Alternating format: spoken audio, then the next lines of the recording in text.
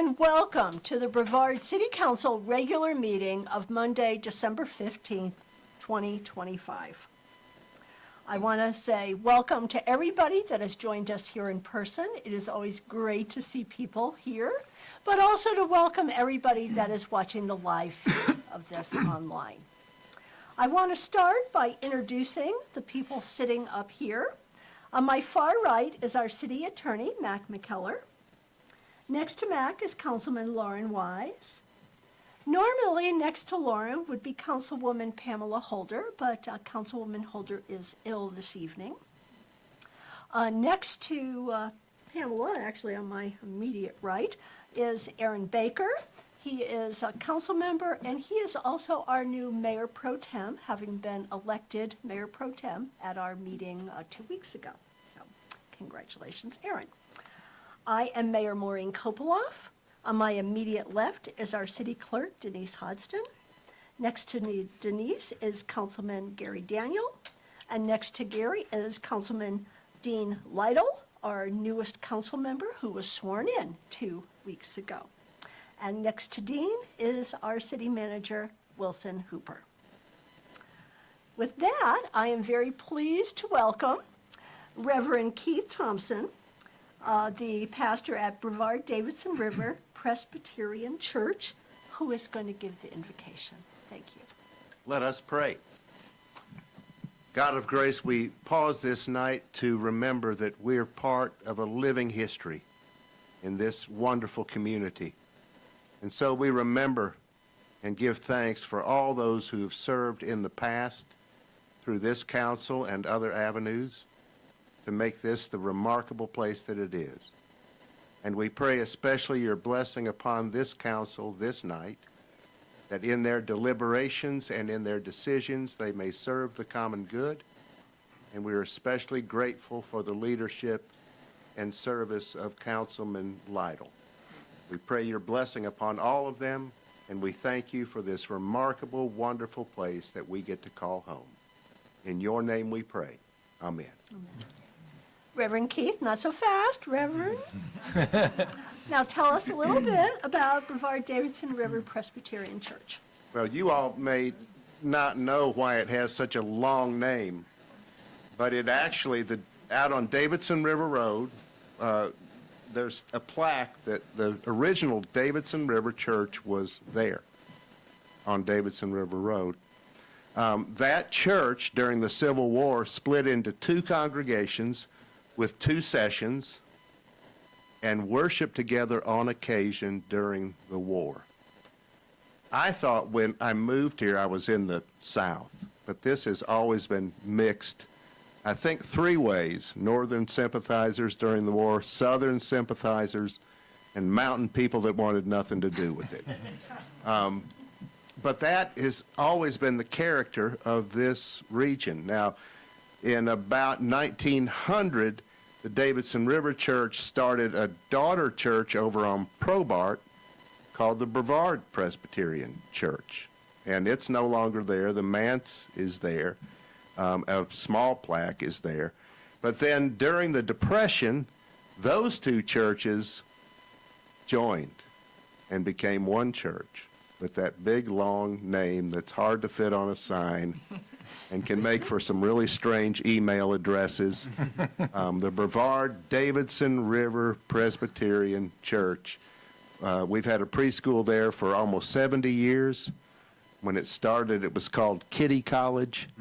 I do preschool chapel once a week, and not long ago, one of the preschoolers said that he went to preschool at Harley Davidson Presbyterian. And I said, that's close. But anyway, that's some of the history, and it's my honor to be here with you tonight. Well, thank you for joining us, and we are so glad to have the Brevard Davidson River Presbyterian Church as part of our faith community. Thank you. Thank you. Everyone, would you please stand and join me in the Pledge of Allegiance? Attention, honor, pledge. I pledge allegiance to the flag of the United States of America and to the republic for which it stands, one nation, under God, indivisible, with liberty and justice for all. Madam Clerk, do we have a quorum? Yes, Madam Mayor, you do have a quorum. All members are present except for Councilmember Holder. Council, do I have a motion to recuse Pamela Holder? So moved. Second. All in favor? Aye. Okay. Council, you have the draft agenda. Are there modifications to the draft agenda? Madam Mayor, I want to just point out that I think that there's some comments that might need to be added to the agenda from the last meeting, specifically from Councilwoman Holder. So I would move to get those revised and get her comments added. All right, so you are suggesting that we not act on the December 1st minutes tonight, but that we hold those over until our next meeting when we can make the changes to those minutes and then have council vote on them then. Correct. Okay? Any other changes to the agenda? I'd like to suggest that we move item L3 to the consent, and also suggest that we move item M1, the appointments on the committees, since all of those appointments are reappointments of existing members. Seems to be pretty straightforward, so I suggest we move those two things to the consent. Okay. Any further changes to the agenda?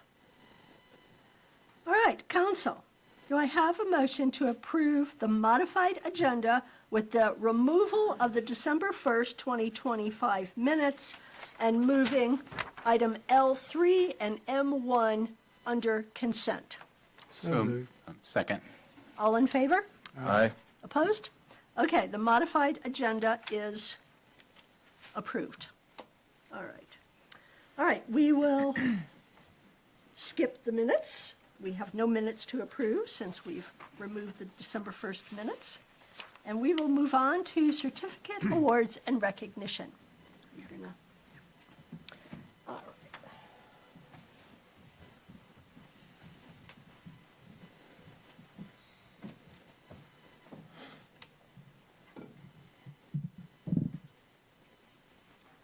All right, and tonight, it's my pleasure, we have a proclamation, and I would like to ask Randy Lytle, the president of the Mary C. Jenkins Community Center Board of Directors, and I thought Desmond Dunker was going to be here from the NAACP, but I don't see Desmond here. Okay. But I see Rebecca Wynn from the NAACP. Rebecca, please come join us. Okay, great. All right, the proclamation today is Kwanzaa Week proclamation, number 2025-31. And I do encourage you to take a look at the colored candles and the pictures that we put on the screen. And the proclamation will explain the meaning of those colors. Whereas Kwanzaa is an observance week annually celebrated from December 26th to January 1st, celebrating African American family heritage, community contributions, and culture throughout the world. The name Kwanzaa translates to, quote, first fruits of the harvest, unquote, in the Swahili. Whereas Kwanzaa was created by Dr. Maulana Karenga, professor and chairman of Africana Studies at California State University. Since 1966, Kwanzaa has been celebrated for a week with the lighting of a 7-pronged candle holder called a kinara. Kwanzaa is organized with proclamations by mayors and city councils, festivals, and events to recognize the significance of values and core principles. The 3 official colors are black, red, and green, which are symbolic and representative of Kwanzaa. The green color represents the hope for a better future. The red represents the struggle and barriers throughout history. And the single black candle, which is placed in the center, represents African people. Whereas the 7 core principles include unity, self-determination, collective work and responsibility, cooperative economics, purpose, creativity, and faith. Throughout the week, there are fundamental activities of the ingathering of people, spiritual worship, commemoration of the past, and commitments to positively build proactively for future generations. Whereas the city of Brevard, North Carolina, honors cultural diversity, equity, and inclusion for all to enjoy. This city upholds a tradition to enrich the community with values, proactively preserve African American historical preservation, and welcome all residents to participate in recognizing Kwanzaa as an opportunity to continue to unite. Whereas this city will continue to successfully build strong foundations, collectively embracing cultural diversity that empowers people of all faiths, ethnic backgrounds, and focus on aspiring towards the future that educates and respects cultural diversity. Diversity strengthens our city socially, economically, and improves the quality of life for all residents. Now, therefore, I, Maureen Koploff, Mayor of the City of Brevard, North Carolina, do hereby proclaim December 26, 2025 to January 1st, 2026 as Kwanzaa Week in the City of Brevard and commend its observance to all citizens.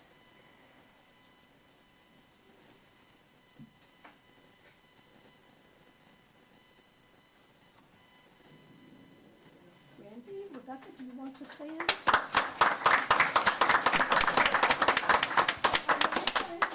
I want to thank our 2 organizations that do so much to help preserve and recognize the diversity and the culture and the importance of the African American history that we have here in Brevard.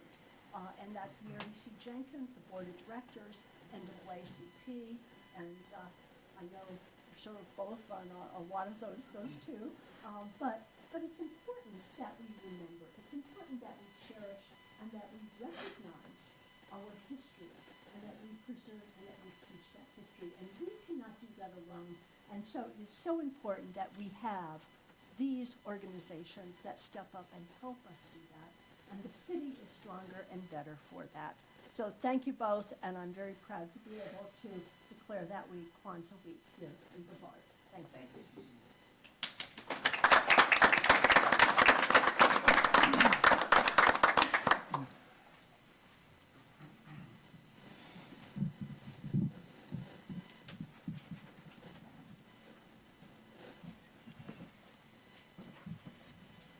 All right, we are going to move on to public comments. Public comments. The public is invited to speak during public comment at this time on any topic unless it is a public hearing item on this agenda. And we do have 2 public hearings today, so hopefully everyone has signed the right sheet. I think so. Anyone who wants to speak must register with the city clerk, which is the sign-up sheet. When it is your turn, step to the podium in front of City Council, state your name and address clearly, limit comments to 3 minutes or less, and avoid repetition. I will give you notice when you have 30 seconds left. Direct comments to the full council, not to an individual council member or to staff.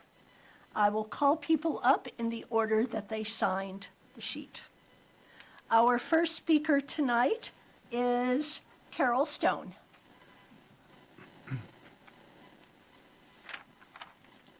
Hello, my name is Carol Stone. I live on South Caldwell. I came to talk about the proposed amendment to the official zoning map of the city of Brevard, the Pista Gateway voluntary rezonings. Wait, Carol, are you talking about the Pisgah Forest rezoning or Yes, is the, that where we're talking about? that's a special hearing. I thought you were, That's the one I signed up on. you signed up for public comment. You didn't want to talk about the permits and, No, I wanted to talk about the amendment to the zoning.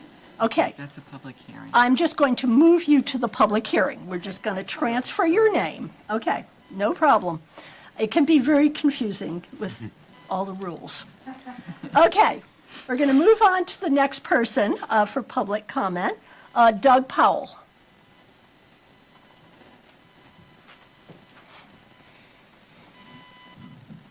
Congratulations to Madam Mayor and the newly seated city council members. There is a lot more to celebrate too.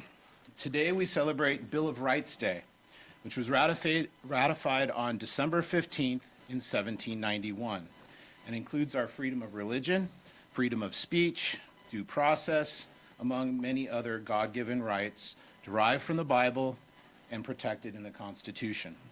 Also, we are exactly 200 days from our nation's 250th birthday, and we are a mere 10 days from celebrating our national holiday of Christmas, where we gather in homes and churches to honor the birth of our Savior, Jesus Christ.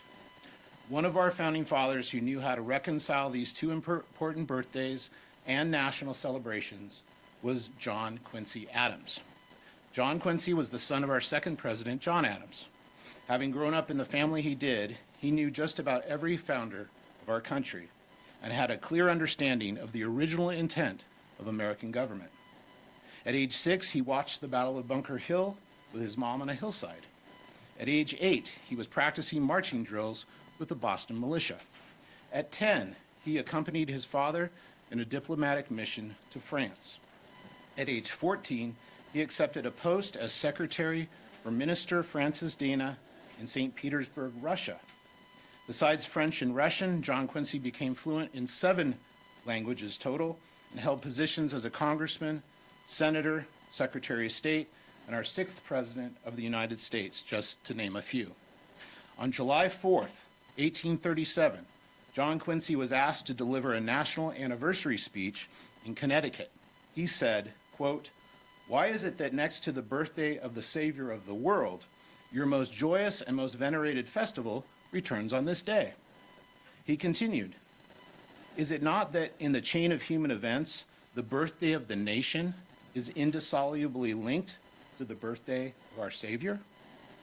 In the speech, he also said, "Is it not that the Declaration of Independence first organized the social compact on the foundation of the Redeemer's mission upon earth?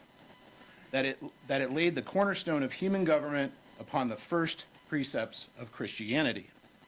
In essence, he was saying that the 2 most important days as an American citizen is the birth of Jesus and the 30 birth of our seconds. nation, and that these 2 national holidays are directly linked with each other. With this in mind, I'd like to wish everyone here this evening a very Merry Christmas. May the peace and love of the Christ be felt in all the governments created by God, family, church, and civil governments, which demonstrated properly and in conjunction with one another leads to self-government. Thank you, Mr. Powell. Our next speaker is Scott Sullivan. My comments pertain to L1. Is that now or later? That's now. That's now. That's now, yes.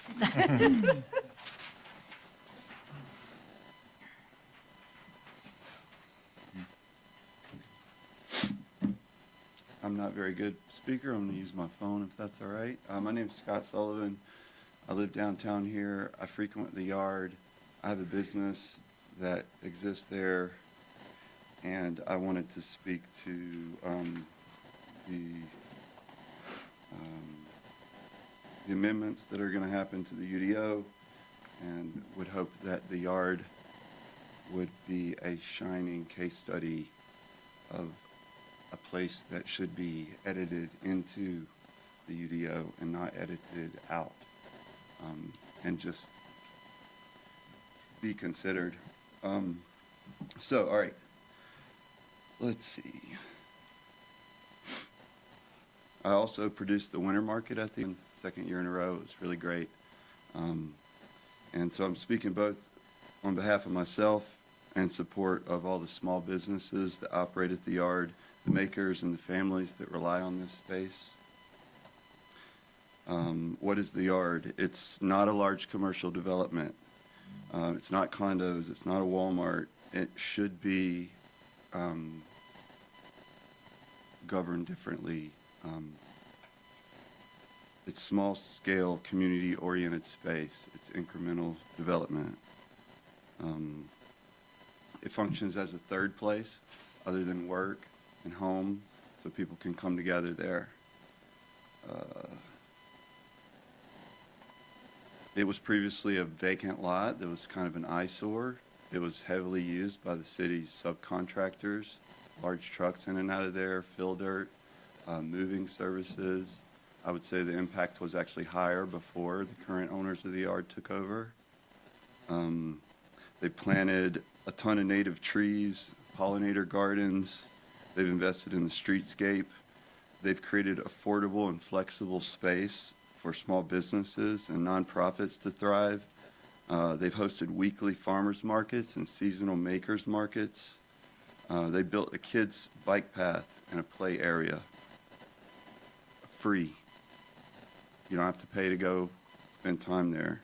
They commissioned public art, a great mural that they have, and they brought people downtown to Brevard, even from outside of Brevard, in a really positive, family-friendly way.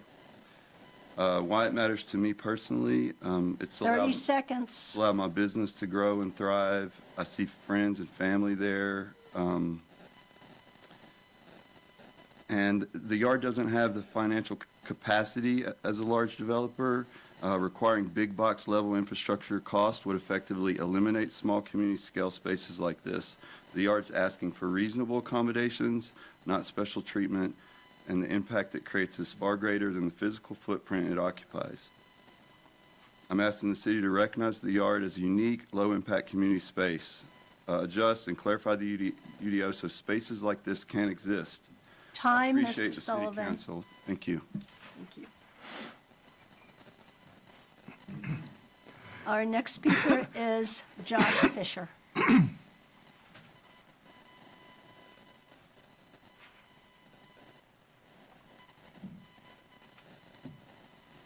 evening, Mayor. Good evening, City Council. It's probably a good thing Ms. Holder's not here tonight because out of all of you guys, not you, Mr. Levitt, you just got elected. Out of all of you guys, she's probably the only one here that worked anything. I want to take you guys back to May of 2025, okay? I've sent you guys an email, but for everybody else in here that doesn't know about this, okay? I sent the city an email, the City Council, the Mayor, the City Manager, the City Attorney, and everybody. We're going to go back to a day in May of 2025. Transylvania County Animal Services arrived at a city employee's house to find a dead dog in a dog pen. This is all public record, okay? So there's another thing I'm saying is confidential. A dead dog in a dog pen that had been starved to death, another dog that had been abused. They decided to take the dogs away from the city employee, okay? They charged one person that lived there with animal cruelty, with not a felony but a misdemeanor, okay? But not the other person. The other person that resides there is a city employee. Why weren't they charged when they reside there too? Obviously, there's something else going on. Both parents should have been charged. They blamed it on a little boy who was supposed to take care of their dog. Okay, who's the adults? Are they adults? Are you guys adults? Who's going to take accountability at some point within this city? When I emailed the city for comment on this, I got that you guys can't comment. Every other city, county in the nation, when they are asking for public comment on wrongdoing from a city, police department employee or city employee, they will give a public statement. I understand you can't talk about internal stuff, but you guys need to say this was looked into, made no statement, okay? I have today, and Mr. McKellar, I understand that the district attorney cannot file charge on somebody, but I have reached out to the district attorney today to look into this matter, to look into the other person that lives at this residence. But also, the person that does live here, this lieutenant with the Brevard Police Department, has also, hearsay, has been saying that he's going to sue people that talk about this. This is public record, so you can give him a message for me. He can sue me. This is all public record. I'm ready. My attorneys are ready. what I'd like to show you guys, not sure how much time I have left because I know the mayor's big on time. This is a picture where the dog died. How many of you have sympathy for animals? Dogs are just like family. Remember this picture. Think of a dead dog and they're starved to death. What if that was your family? Because animals are like family. What if that was your pets? I'm asking the city to make a public statement, and now that this is public out here, and please say something and do something. I'm not going to stop until something's done. Thank you. Our next speaker is Rodney Locks.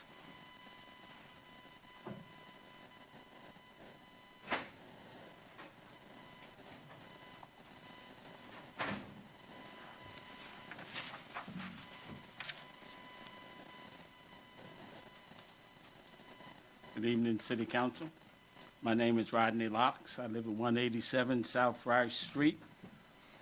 At the organizational meeting, the city elects from among its members a mayor pro tem to serve in the absence of the mayor and to perform duties as assigned. In other words, the mayor pro tem is the alternate face of the city locally, regionally, statewide, and wherever the mayor cannot attend. I say all this to remind you that the mayor pro tem is not a symbolic position. It would help the community if you would clarify council's criteria for selecting a mayor pro tem. Thank you. Our next speaker is Justin Strawberry? Strawberry. It would help if people would write their names clearly. Left-handed, I'm sorry. My name's Justin Straborny. Okay. Live at 224 Burl Ave, right down the street from the yard, and that's why I'm here, just to speak in support of the yard. I have a 3- and 6-year-old. He's 5.5, but X 15. And we find ourselves there almost every other day. I ran into Aaron there during his re-election thing, incidentally, when he was getting photographed, and saw another friend I hadn't seen in a while who was pregnant. So it's just like Scott said earlier, you know, you just run into people there all the time that enjoy the area, the space that's there for the community. Just this past weekend, and I'm speaking off the top of course, so you have a lot of time with kids.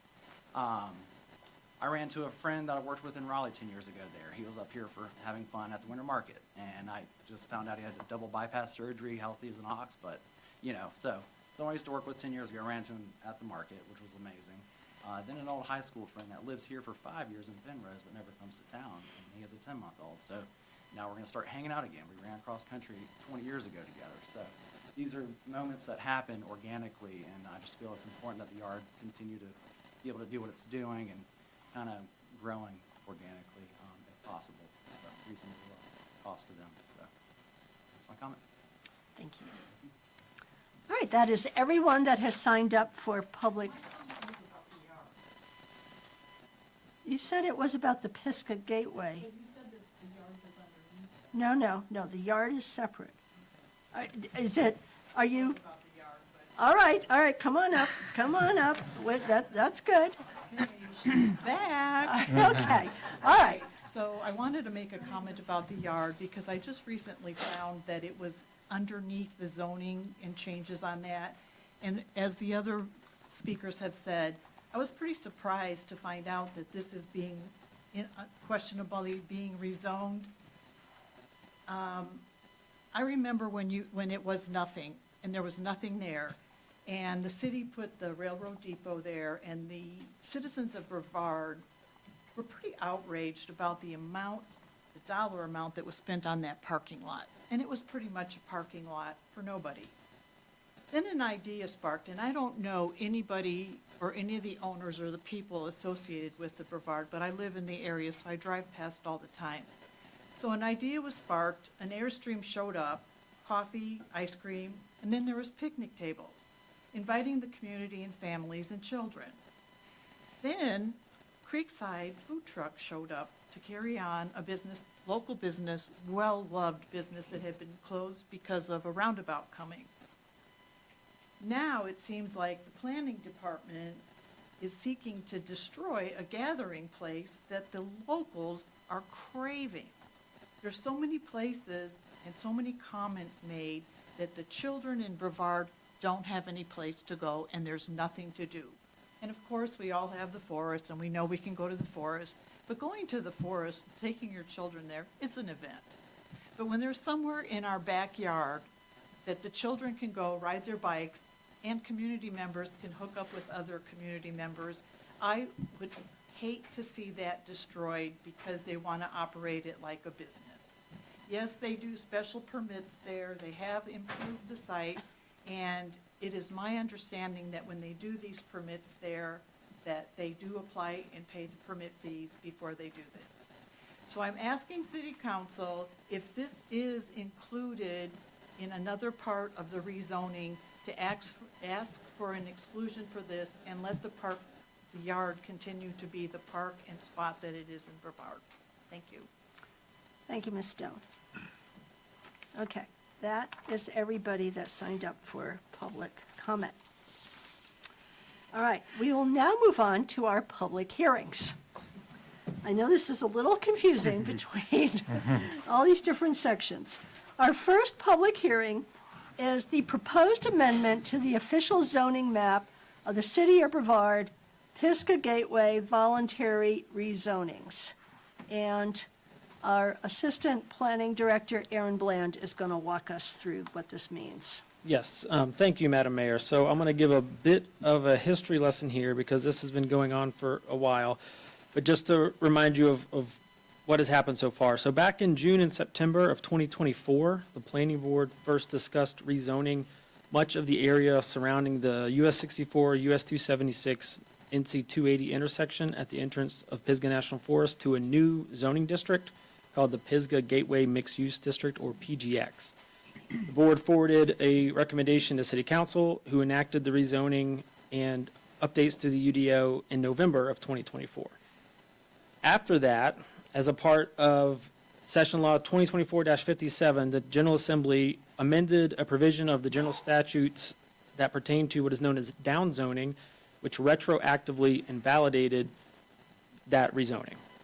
So in February of 2025, Council readopted just the text amendments to the UDO, creating the PGX district and all of its regulations, but did not apply that to any land in the city's jurisdiction. In May, staff brought the idea of creating PGX back to the Planning Board, who again recommended in favor. A public hearing was held by Council in June of this year, but there was a lot of uncertainty around that downzoning provision. There were several proposed amendments in the General Assembly, so we recommended Council table the matter to see how all of that played out, and Council did just that at the August 4th meeting. And throughout all that time, staff has been discussing PGX with different property owners in the area because there was a provision in the downzoning changes that allowed the rezoning to happen with written property owner permission. So we were trying to cobble together different property owners who were comfortable with the PGX rezoning and wanted to do it just in case we had to move forward with only those properties that had given explicit permission. So since that August meeting where this was tabled, none of those different bills and amendments have progressed. And so we are now moving forward with the PGX rezoning, but only for the properties that have given express written consent, which is allowed by the general statutes. So I'm going to show the map of the properties that we have that permission from. We have Pilot Cove, these two big properties up here, the Allison Dever House, several properties owned by one person kind of at the intersection there of Diva Road and Asheville Highway, a couple of city properties. I will point out these two properties that go between 64 and Diva Road, those properties have sold since we got property owner permission, so we no longer have the current property owner's permission, so those would need to be excluded. But all the other green properties have given written permission, and we can move forward with the rezoning for just these properties. And just to remind you, the creation of this zoning district in this area is supported by the Building Brevard Comprehensive Land Use Plan. The Planning Board discussed this again at their November 18th meeting, recommended in favor as presented. They also suggested what we had done here is these property owners that gave us the written permission, we are bringing them all to you as one rezoning None of these folks were charged the typical rezoning fee. Planning board suggests that we continue our outreach and do sort of a second round of this, which we think is a good idea, and we'll continue to work on that. We have several property owners that are kind of on the fence, looking to see exactly what the differences are and may want to join in on that in the future. So the planning board recommended in favor. They also submit the statement of consistency as required by state law, which is in your packet. And this presentation is just for public hearing purposes at this point. We're not requesting action, but I'm happy to answer any questions or any comments, as I know it's been a while since we talked about this, but it is a long time coming. So that's all I have for you, and I'm happy to answer any questions. Thank you, Ms. Bland. At this point, since it is a public hearing, we will open the public hearing and hear from the public before we go to questions or comments from elected officials. Council, do I have a motion to open the public hearing? So moved. Second? Do I have a second? Second. All in favor? Aye. Public hearing is now open. In a public hearing, the public is asked to adhere to the following guidelines. Register with the city clerk by printing your name, address, and phone number on the sign-in sheet, which is this. When it's your turn, step to the podium in front of city council, state your name and address clearly. Be concise, avoid repetition, and limit your comments to 5 minutes or less. I will give you a warning when you have 30 seconds left. Direct comments to the full council, not to an individual council member or to staff. This is a time to provide your comments, but not to ask questions. A public hearing is not an appropriate venue for a question and answer session. Okay, and we have one person who has signed up for this public hearing, and that is Patricia Wrinkle. Like in your shirt. Okay, again, congratulations for all your new and reinstated seats. I am CDP. You have our, go ahead. I'll be down to see you tomorrow. Did you talk to Claudia? Oh, that's my sister. Yeah, okay. I emailed her everything today, so. Okay. Oh, excellent. Good. So we've got several properties on Beaver Road, 2 of which also go out to 64. Since I've been working on the house on one of those, I've got 2 long-term rentals. And since I've been working on one, getting it ready to rent, it has become quite apparent that Beaver Road is becoming a highway. Everybody uses it as a cut-through, particularly after the roundabouts. I am for the commercial part of it. I also enjoy the life of commercial, so I'm good either way. I just hope you guys come up with a ruling on the zoning, because we're kind of waiting for you all to decide. Some of the things that have come up today, food trucks, anything for the community is good. Housing, we're open to anything to develop, but we need a zoning to know where to go from there, other than rental houses. So, that's it. Thank you, Ms. Wrinkle. Thank you. Council, do I have a motion to close the public hearing? So moved. Do I have a second? Second? All in favor? Aye. The hearing is closed. We will now open it for comments and questions by council members. And we will start with Mr. Wise. Since this has been going on for as long as I can remember, probably longer because I have a short memory, could you help all the people here? Could you quickly describe what the Pisgah Gateway rezoning is and why we're doing it Yeah, so or thinking about it? this area is largely zoned the same as downtown currently, which quite frankly doesn't make the most sense. And so what we tried to do is create a district that is more context sensitive to this area's, just reality of being that gateway that people have coming to Brevard from the north or going into the forest. And so it's designed to be more sort of outdoor recreation focused, lodging focused, allow those sorts of uses that you sort of would want to see in a high activity area like this, things like restaurants and stores and things like that. And have some context sensitive design guidelines as well that fit in more to a natural sort of setting versus downtown. And so with the roundabout project kind of really changing the built environment in that area, that was sort of, this had always been on our radar, like the zoning kind of just didn't work for a lot of projects down there, but that was really the kind of action in that area that really spurred us to finally proceed with trying to enact this. I will say that this is such an interesting example of the kind of governance we have in this state and how we as a local body want to act and are often curtailed by the state government. And we often hear about that from the public. And I can assure you this is as frustrating to us as anyone else. I'm sure other council members will comment on that as well, but this is a great step forward. I like seeing all the green in here as well. And that's all I have. Mr. Baker? Sure. I guess I'll pick it up from there because I'm the one that usually comments on being frustrated with the state, and I'll echo those comments that, you know, it's not for lack of trying that we haven't, you know, acted on this. There are certain extremely frustrating things that have been introduced at the state level,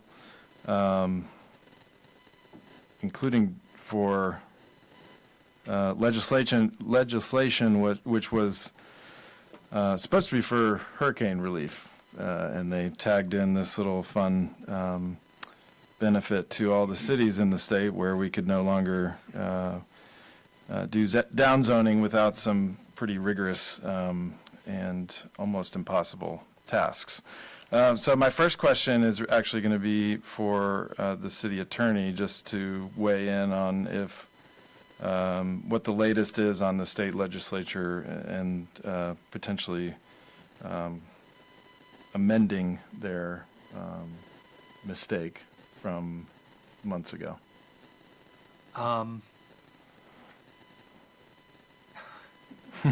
Crickets? I mean, they can't pass a budget, so I don't see this being passed anytime soon. Yeah, this was a big topic at the state planning conference in October, and it was the same thing. Just haven't heard anything.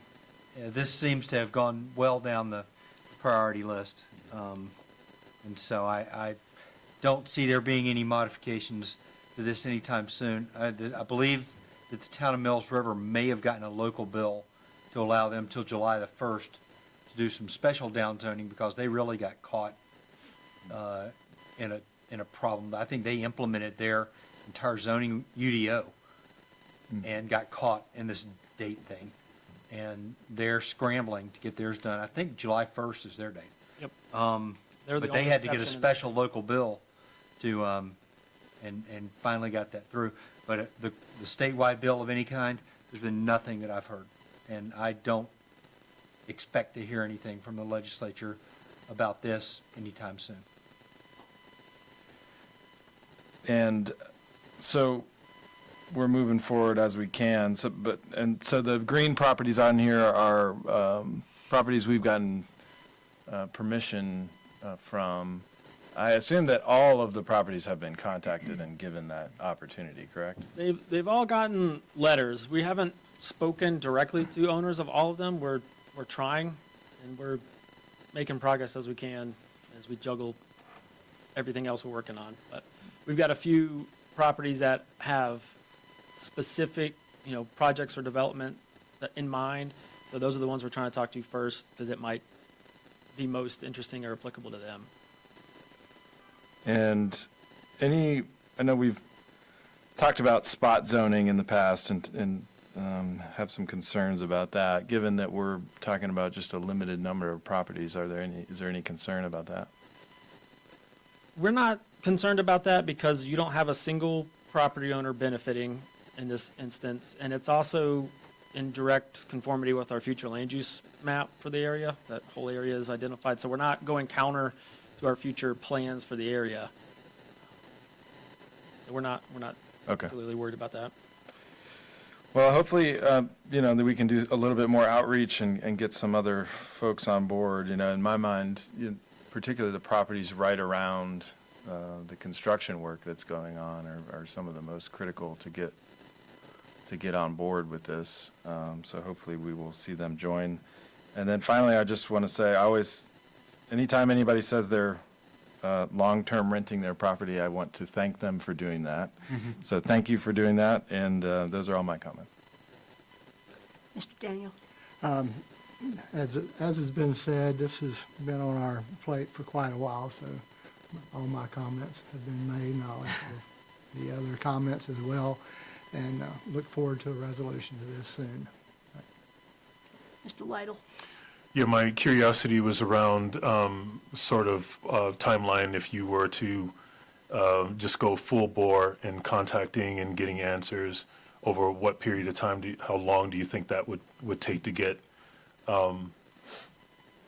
majority, if not 100%? I would say we need at least a couple months to get another kind of good group. I mean, we're trying to contact people at Walmart, for instance. It's hard to talk to a real human with, authority to sign something like that. So, I mean, we're starting with some of the ones that are a little more local that we actually have point of contacts with first. And again, those people who have projects in mind to see which way might be more beneficial for them. It's kind of who we're starting with first. But I think we would maybe come back to y'all in the spring with another group would be my hope.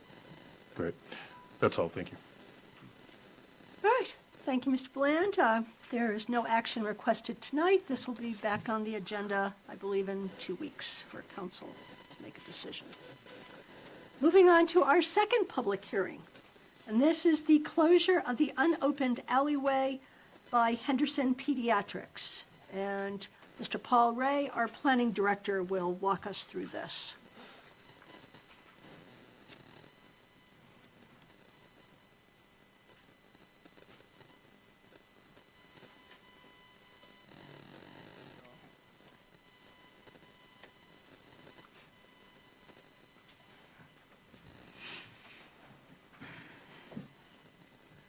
A second, almost there. Okay. Good evening. Hendersonville Pediatrics Brevard has requested the closure of an unimproved alley that runs across their parking lot between Jordan Street and Morgan Street. A survey plat prepared by Mattern and Craig Engineering and Surveying is attached in your packets. On November 17, 2025, City Council adopted a resolution declaring its intent to consider closing this alley as required by North Carolina law, Section 168-299. Tonight's public hearing is the next step in the required legal process for closing a public street or alley. In addition to adopting the resolution, City Council has fulfilled all procedural requirements of North Carolina law, publishing notice once per week for 4 consecutive weeks in the Transylvania Times, providing notice to all abutting property owners, of which there were none, and posting notice in 2 conspicuous locations along the alley. Closing a public street or alley results in transferring a public asset into private ownership. When this occurs, it is important that the city receives a benefit of comparable public value. Staff has been negotiating with HP Brevard. However, a final agreement has not yet been reached. Staff is requesting that council refrain from voting tonight at this public hearing to give us time to bring you a final agreement for consideration. However, council does have the option tonight to adopt the order closing the alley, table the matter for further consideration, or deny the order. Okay, thank you, Mr. Ray. We will open the public hearing. Do I have a motion to open the hearing? So moved. Second. All in favor? Aye. Public hearing is now open. Again, the same rules apply that I read earlier. When it's your turn, step to the podium in front of City Council. Be concise, and you have 5 minutes or less, and I will give you notice when you have 30 seconds left. Our first speaker is Dustin Alderman. Good evening, Council. Thank you for having me. I'm Dustin Alderson. I'm one of the pediatricians and owners at Hendersonville Pediatrics. We have been the only pediatricians in Transylvania County for over 40 years. We take care of the vast majority of the children in the city of Brevard and Transylvania County. We're grateful to have that opportunity. It's a real privilege. If any of you have been to our current, soon-to-be old office, you are well aware of the fact that we outgrew that office probably 10 to 15 years ago. We actually operate at about twice the national average for patients seen per square foot per day. So we have been looking for a place to move our clinic for 10 years. And we just 2 years ago were able to identify where we wanted to move, which happens to be right here behind City Hall. And we're very pleased and looking forward to the opportunity to continue taking care of patients there. We, along with taking care of our patients, we are going to be having MAHEC, which is an FQHC, and they are going to be bringing expanded OB services, internal medicine, pharmacy, and psychiatry. This is not official, but they have talked about even moving their child and adolescent psychiatry fellowship here to Brevard from Asheville. All that to say, there will be extensive vital services for the children of the city of Brevard and Transylvania County. That expansion will necessitate a significant amount of parking, as you would imagine. And so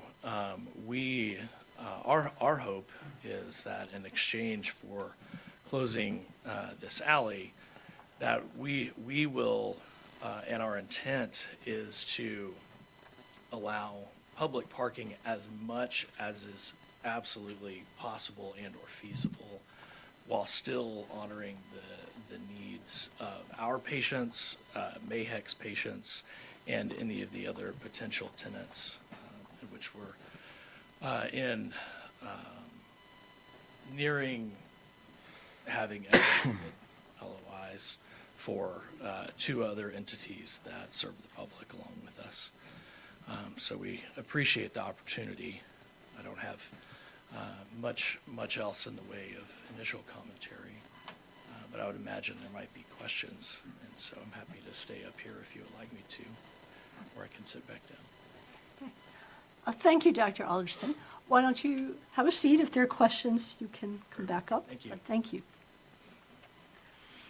Okay, Council, I need a motion to close the public hearing. So moved. Do I have a second? Second. All in favor? Aye. Public hearing is now closed. Now we will open it for comments and questions from council. And we will start with Mr. Lytle. Yeah, I think my initial reaction to this is that,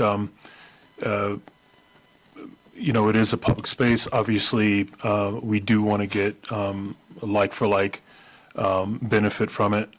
And I think that we just need a little more time for our city to, the employees to go and negotiate a little bit more. But it really sounds good. It's really exciting that we've got folks coming into the city, possibly even more, and it's good to see this space being occupied.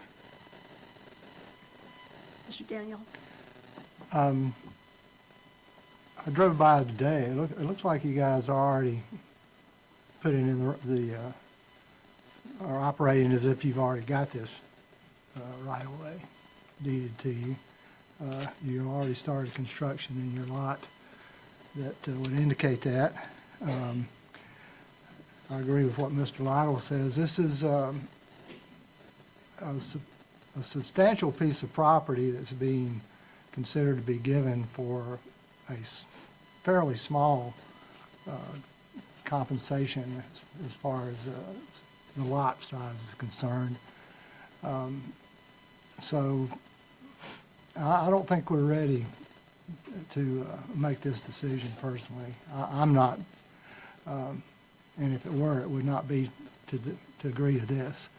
You know, I understand that you're offering a great service to our community, but I also feel that for you to proceed without seemingly to have concern for the position of the negotiations that you initiate or that were initiated by the city, you know, sort of disregard that completely is I have a bit of a problem with that.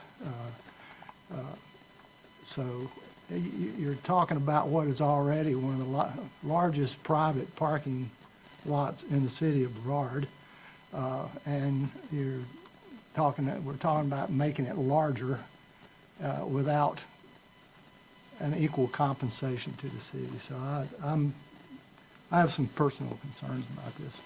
So. Mr. Baker? Yeah, well, I'll say that my son is a patient at Hendersonville Peds, and I was very excited to hear that y'all were moving downtown. You know, I can practically walk there, so well, I can walk there, and so the idea of being able to walk to the doctor is pretty exciting.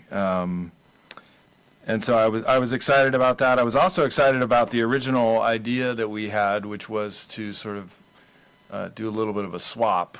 So for the benefit of the public, that you can see the city of Brevard has property at the top left of the screen there, and that is the one of the best public parking lots that we have. It's also very awkwardly put together. There's a massive space in the middle of that parking lot, which is underutilized. There's only parking around the edge, but the middle part is not exactly what you would expect with a two-way sort of entry-exit. It's much wider than that. So it's not a very efficient use of space. So I was hopeful, and I think we were all hopeful, that with this construction going on and with the potential for this swap, that we could work something out so that we could add a bunch of public parking right next door. And I'm still hopeful that we can do that. So I think it would be both in the general public's interest and in the this particular business's interest for us to maximize the amount of parking we can get in there. And that includes the public parking, which is right next door. And so, you know, I'm looking forward to, you know, how we can negotiate this out over the next few weeks, and I'm hopeful we can come to a good conclusion.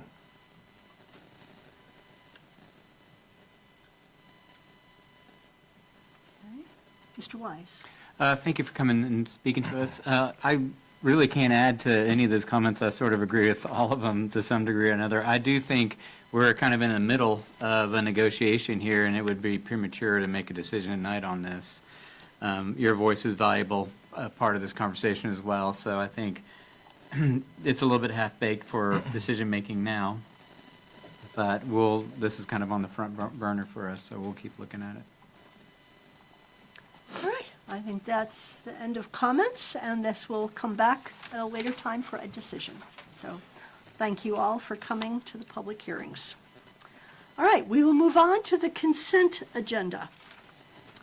The following items are on the consent and information agenda. 1, the tax settlement reported November 2025.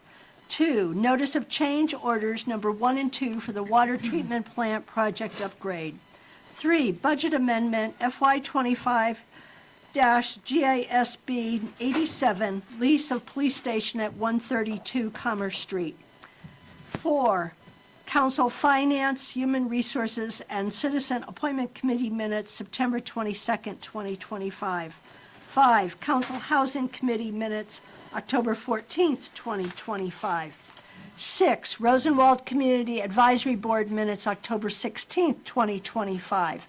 7, Council Downtown Master Plan Committee minutes, October 24th, 2025, special meeting. 8, Council Public Safety Committee minutes, October 28th, 2025. 9, Council Downtown Master Plan Committee minutes, November 12th, 2025. 10, correspondence. A, the mayor's report re the AARP Age-Friendly Task Force.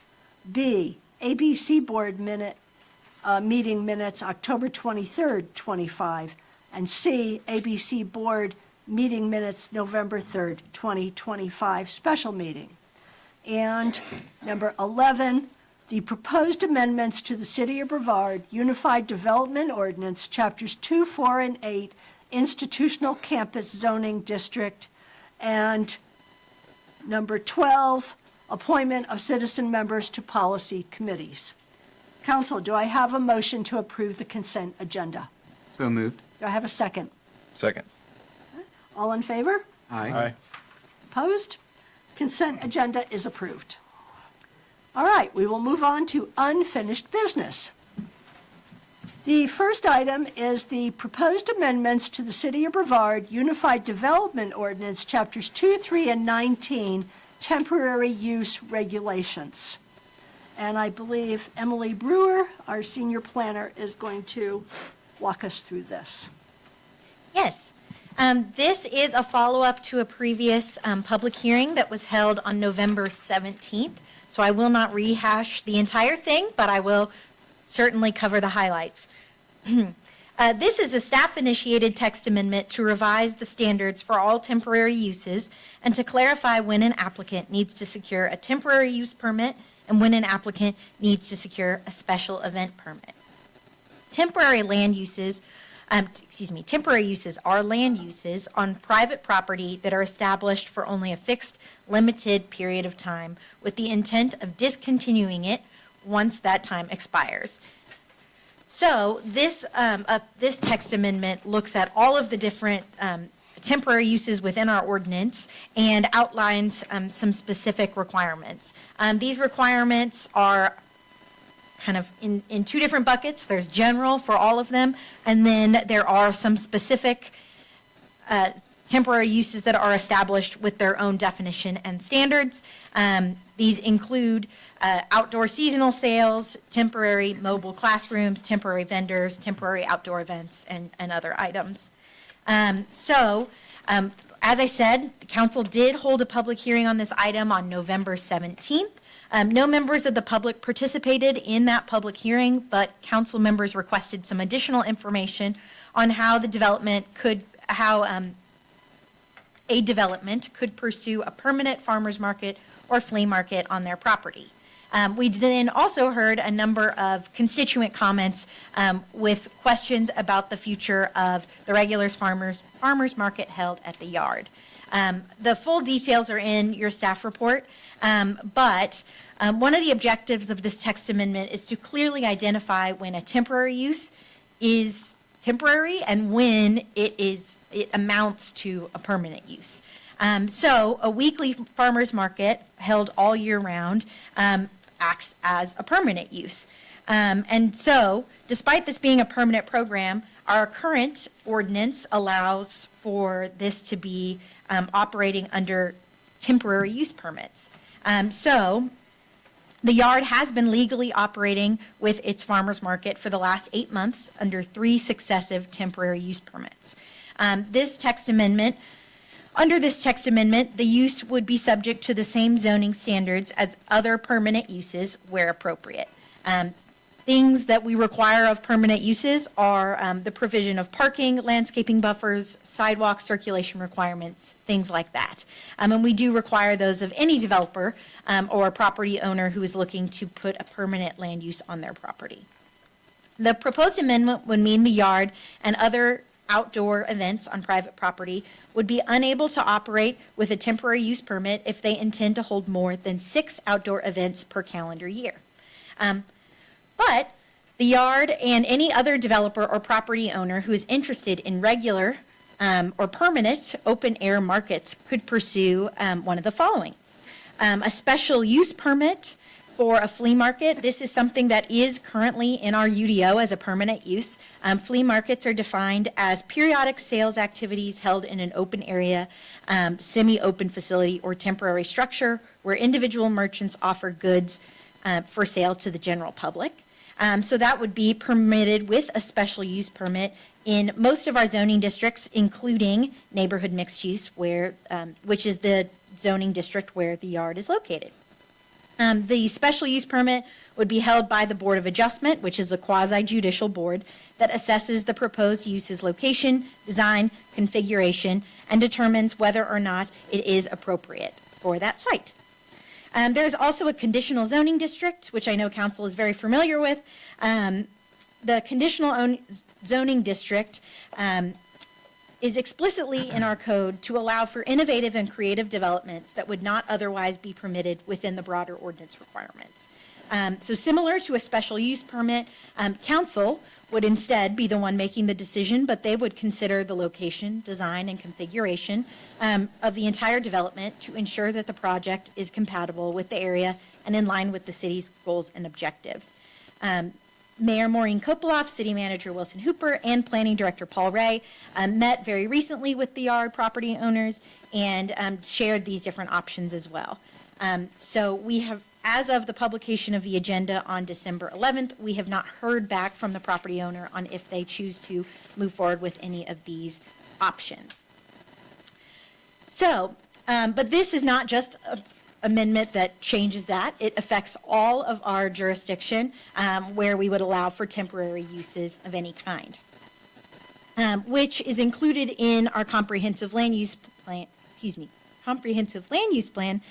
though not explicitly stated as temporary uses. We do encourage arts and cultural and economic vitality throughout the entire city, which often takes the form of those temporary uses.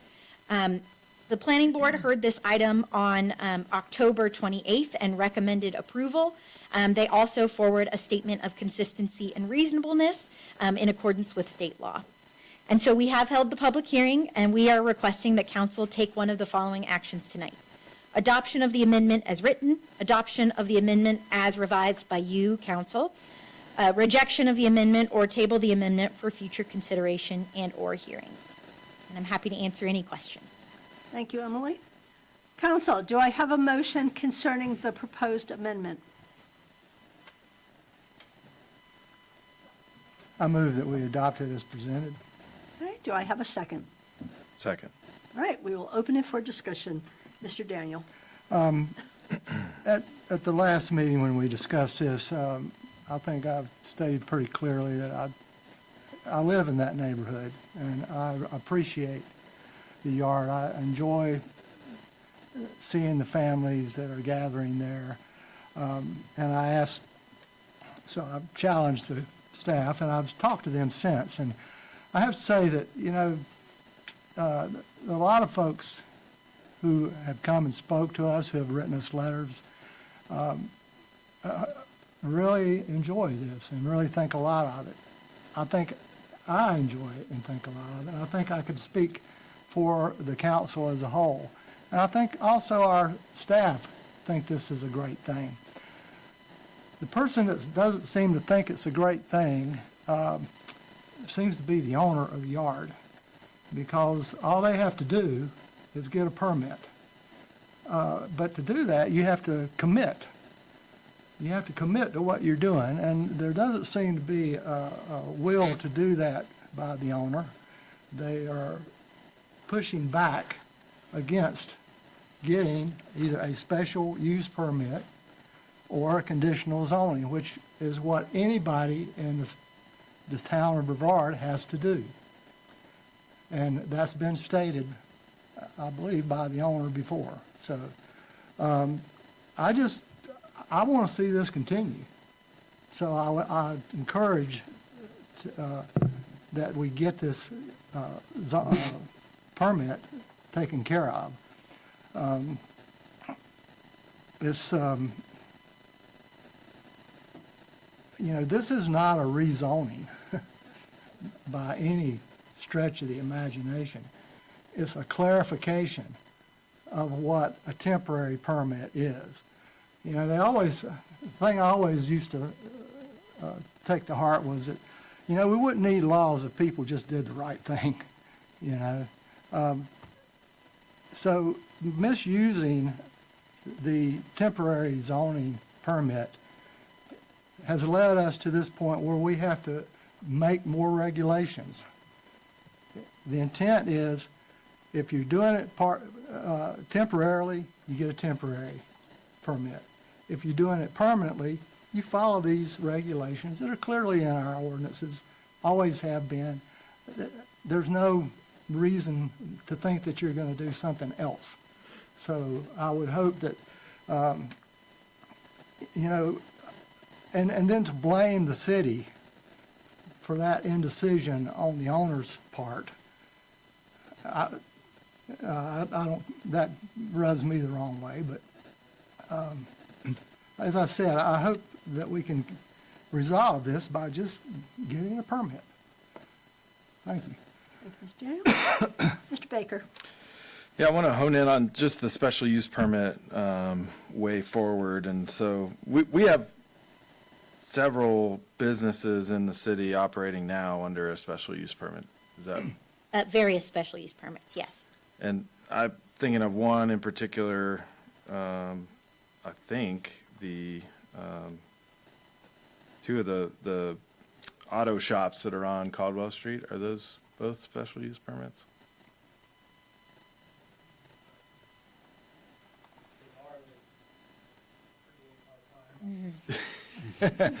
Yeah, I think that was kind of my point, in that they have a special use permit and it's been around for so long that,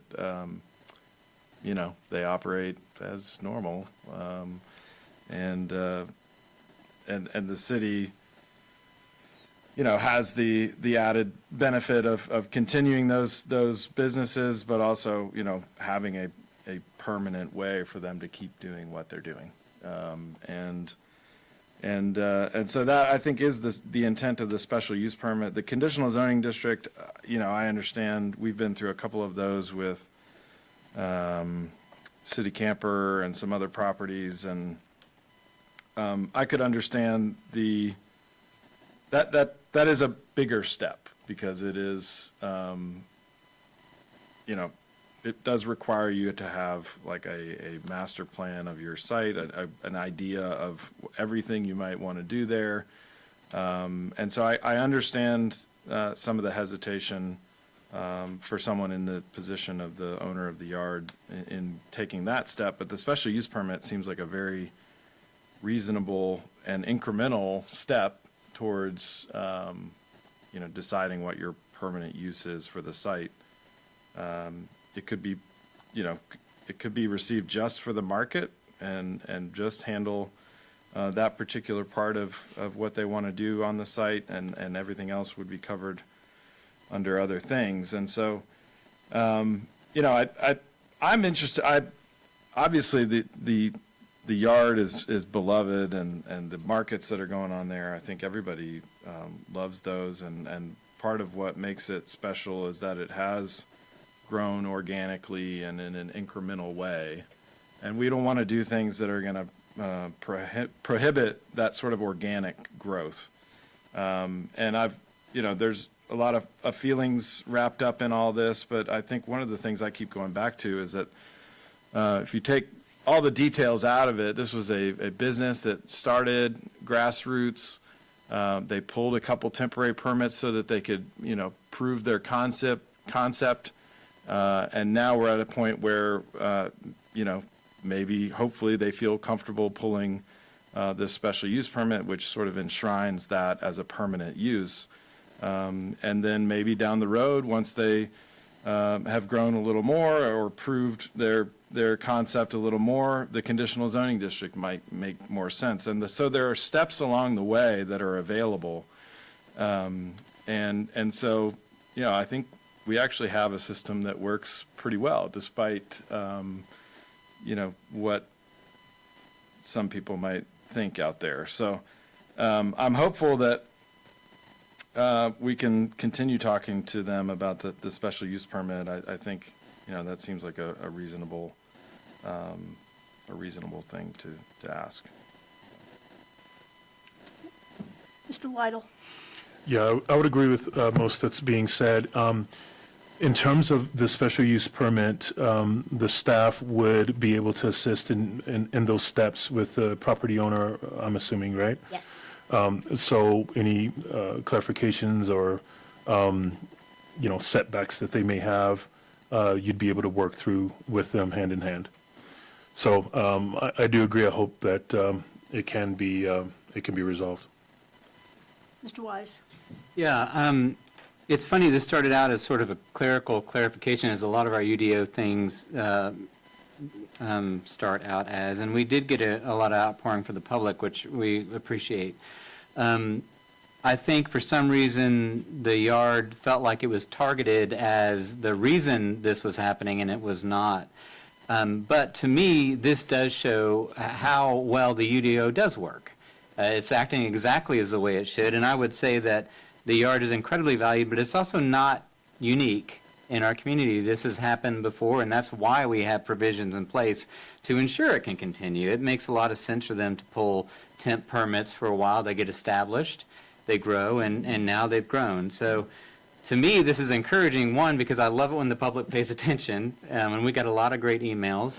It helped us clarify, and it also helps the owners move forward, because these provisions are not in place to protect the city. They're in place to protect the owner and the people who visit their sites, and that's why they're there. And so for us, it's about trying to make sure everything moves forward in a safe way that this event can grow, because we do love it, and we do, obviously, everyone in this room probably has been to the market, So, again, I appreciate the comments, the public speaking to us about this. I hope we've helped answer why we move through these steps and why I understand is frustrating. All right, we have a motion and a second on the table. All in favor? Aye. Opposed? Motion passes.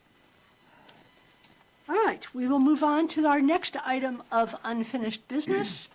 That is the bear sculpture and the roundabout landscaping betterments. And Mr. Ray is going to present this.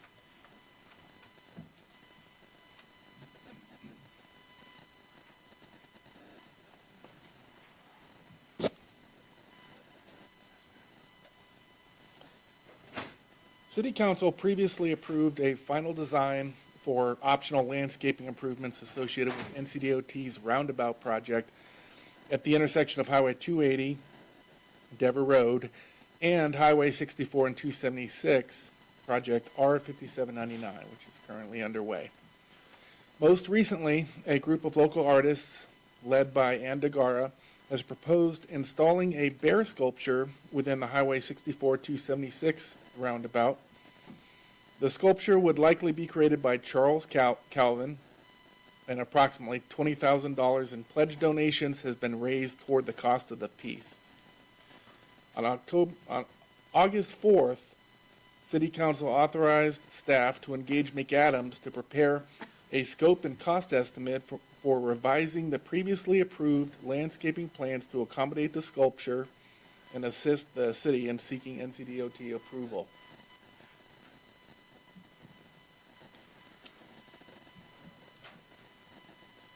The total estimated cost for McAdams Professional Services is $19,660,000.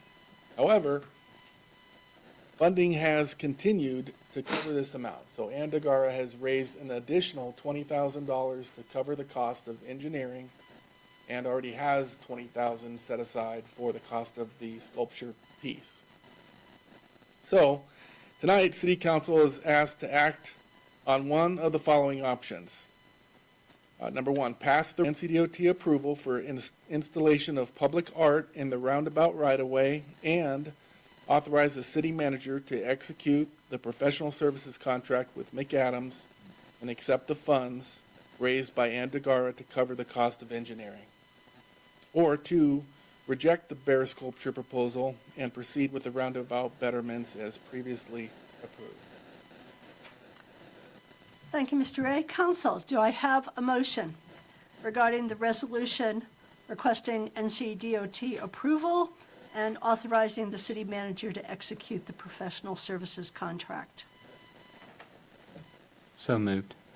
Do I have a second? Second. Okay, we'll open it for discussion. Mr. Wise? I'm not going to die on the hill that I think the bear, you should be able to walk into the bear and climb to the top of the bear head and look out. I realize that's not going to happen, but I'm still excited about the bear. I also, I believe TDA also helped with some funding on this as well. That's correct. So I just want to give recognition to that organization. Otherwise, although we can't walk inside the bear, it's still going to be cool. Mr. Baker? Yeah, I want to congratulate Ann. First of all, I think some nonprofits might be calling her up since she's so good at fundraising. But, she's done a great job getting the cost of this completely covered. I do want to just take this opportunity. I know we've talked a lot in the past about some of the landscaping and betterments that we have going on with the roundabouts, and you know, I'm in support of all those things. I do just want to reiterate something I've said before, which is that when we do those things, we need to take into account that they're going to require maintenance and ongoing landscaping. And I don't think our current program is very good at that. In fact, I think it's pretty poor. And so in the upcoming budget and on down the road, we need to take into account the fact that if we're building these things and landscaping them, that you know, we need to do a good job of taking care of them into the future, and that does require additional public works staff and additional money being set aside. So, Mr. Daniel? Well, I think it's really great that Brevard's public art is actually art. It's not some plastic figurines or some kitschy stuff. It's stuff that's really worth noticing. So I'm looking forward to seeing that. I do have one question, and that is that if, you know, I know how prices change once things begin. I'd like to have some reassurance that whatever price changes we have, if there are any increases in cost of installation or engineering, that Ann DeGarra would still be willing to work on covering that. Mr. Lytle, you done, Mr. Lytle? No comment. All right, we have a motion and a second on the table. All in favor? Aye. Opposed? Okay. All, motion passes. All right, and that is the end of unfinished business, and we have no new business. So we will move on to remarks and agenda considerations. And we will open it with our newest council member, Mr. Lytle. I just want to say that I'm really excited to be a part of council and do what we set out to do when I began my campaign. And something that I repeated over and over again was that I thought that Brevard can be the best small town in the country. And I hope to do my part with my colleagues here to make that a reality. There's lots of things that that need to get done, but at the same time, we live in an absolute great place, and we can't forget that. And I think we can do two things at once. We can be where our feet are and enjoy and understand where we live and that it's great, but also look at how we can make it better on a daily basis. Mr. Daniel? First, when I was reading the minutes of the public safety, I read about the cameras going to be being considered for Clemson Plaza, and it reminded me that you know, there has been some conversation that Clemson Plaza may become a bike depot, and if it were to be so, I would like 'cause I don't know the technology that's involved in this, but I know that you can have live feed cameras where if that were the bike depot, that folks could view their bikes in real time, which would be, I think, a very important security measure for that kind of space. So if we are looking at cameras there, I just want to make sure that, or I would encourage, I would say, that they be cameras that would allow that kind of live streaming, so, for security purposes. And finally, everyone, I hope you have a wonderful holiday. So, thanks. Mr. Baker? Yeah, I want to make sure I congratulate and welcome Dean. We're excited to have you. It's always great every 2 years to get some new perspectives and a lot of new energy. So that's something I'm really looking forward to. I do want to thank the council for their confidence in choosing me as the mayor pro tem. My first duty was to go to the mayor asked me to go to the Job Corps' annual, or their holiday lunch, and they served prime rib, lobster tail, bacon wrapped scallops, and other things. So it's a big sacrifice, but I'm willing to serve if that is the what I should expect. But it was great to be there out at the Job Corps and meet some of the students. They do some remarkable things out there, and the staff is really dedicated. So it was great to see that. I got to mention the Blue Devils and congratulate them on their really historic run to the state championship game. Henry and I and Nora Jane drove up there to be a witness to it. It was, man, we were sitting right across from the band from Reedsville, and they were. I knew right away when the band started playing that it was going to be a tough game because they had their stuff together for sure. But you know, the high school team just had a remarkable season, undefeated all the way to the title game. To be Western champions, I think is great. And I want to ask the council whether we should consider inviting them to be recognized. I know we do that. Oh, great. Sounds like we're going to be doing that. So that's great. I think it was a remarkable achievement. And really, you know, one of the things that I took away from going to the game was I think Brevard had about 4 times the number of people there that Reedsville had. And that just goes to show you that team really excited people here and brought people together, and so look forward to welcoming them here and congratulating them in person. And I will say happy Hanukkah. It's the second night of Hanukkah tonight, and happy holidays and Merry Christmas to everyone. Mr. Wise? I would love to welcome Councilman Lytle to this City Council. It's great to have you here. We're excited about all the things we're going to do together. I wanted to say something about Pro Tem. We obviously put a lot of faith in the role of Pro Tem and weigh that election carefully. However, knowing about the prime rib lobster tail situation, I'm second guessing that, and I might try to do a hostile takeover.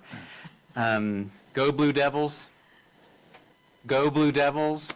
There you go. And I want to thank the public for speaking to us tonight, for outreach during the yard and other issues. We really do appreciate all the feedback and information we get from you guys. And finally, happy holidays to everyone. I hope everyone stays safe and happy and has great time with their family. Mr. Attorney? Well, I'd also like to welcome Councilman Lytle. I think you're going to enjoy this. It won't be too stressful on you. I would just like to say you joined a good club here. You will not be losing any because it's already gone. Councilman Wise is already figured that out. I had a full head of hair when I started. Yeah, it was crazy. We were gonna put you down on this end of the table, but it would have been too out of balance. But no, congratulations. I look forward to working with you, and as always, anytime you need anything, just give me a call. Appreciate All it. right, Thank welcome. you. Madam Clerk. Yeah, I'd just like to wish everyone a joyful holiday season. Thank you. Mr. Manager. Ooh, I got a big list, y'all. Mayor Pro Tem Baker, we do plan on inviting the football team to a future meeting to recognize them on their successful season. Even though it didn't end like we wanted it to, I just want to express my appreciation to all those guys and gals that were involved in the band and the cheerleading team that accompanied the football team to Hickory for sharing their talents with us and giving us some hope and some pride during that run through the playoffs. And I just want to thank all our students, whether they play football or participate in band or not, for sharing their talents with us. And they make us proud, and they help spread the brand of Brevard out beyond our city limits. Likewise, I want to thank and express my gratitude for our public commenters who spoke earlier tonight, Mr. Powell, Mr. Sullivan, Mr. Fisher, Mr. Locks, Mr. Borney, Ms. Stone, Ms. Wrinkle, and Dr. Alderson. Thank you so much. It's always heartening to know that people care about their community enough to stand up in front of the council and share their thoughts. I say that the thing you can spot to know when your town is dying is when people are complacent. And we don't have that here because we are alive and thriving because of folks like them. With that said, I got some more boring remarks I got to share with you. You may be wondering why you haven't heard from me or Dean Luby, I got to say his second name now since we have another Dean L, about the city's annual audit. We usually receive that report around this time of year after we've received the local government commission approval.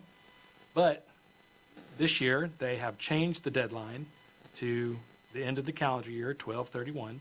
They did this in acknowledgement of the fact that GASB, the governmental accounting standards, are getting tougher, and the pool of auditing firms that can conduct these audits is getting smaller. And so because of that, the state government has extended the deadline, and so we are fixing to submit our audit, and hopefully they will turn it around pretty quickly, and we can receive that presentation from Travis, our auditor, in January or February. Some good financial news. Late last week, we got unofficial word that the state has approved our application for $5 million to cover the funding gap for Phase 1 of the wastewater treatment plant upgrade. I'm on the lookout for official word, but unofficial word suggests that the news is good, and so once the official word comes in, I will share that with you. Our request for Phase 2 money is still outstanding, so we're still listening out for that, but at least we got that good news for Phase 1. And then finally, even though he's got a couple of weeks to go, this will be my last public opportunity to thank Interim Police Chief Jack Mormon. So thank you, Jack. He's stepped in and helped us bridge the gap between Chief Jordan's retirement and Chief Wenzel's start. He's carried forward some of our existing projects that couldn't be dropped. He's jump-started the department's evolution in a couple of areas that were identified in the forthcoming Barry Dunn report, which we will share with you after the first of the year. This transition's gone about as smoothly as I could have hoped, and so I want to thank Jack for that. Appreciate it, sir. And that's all I got.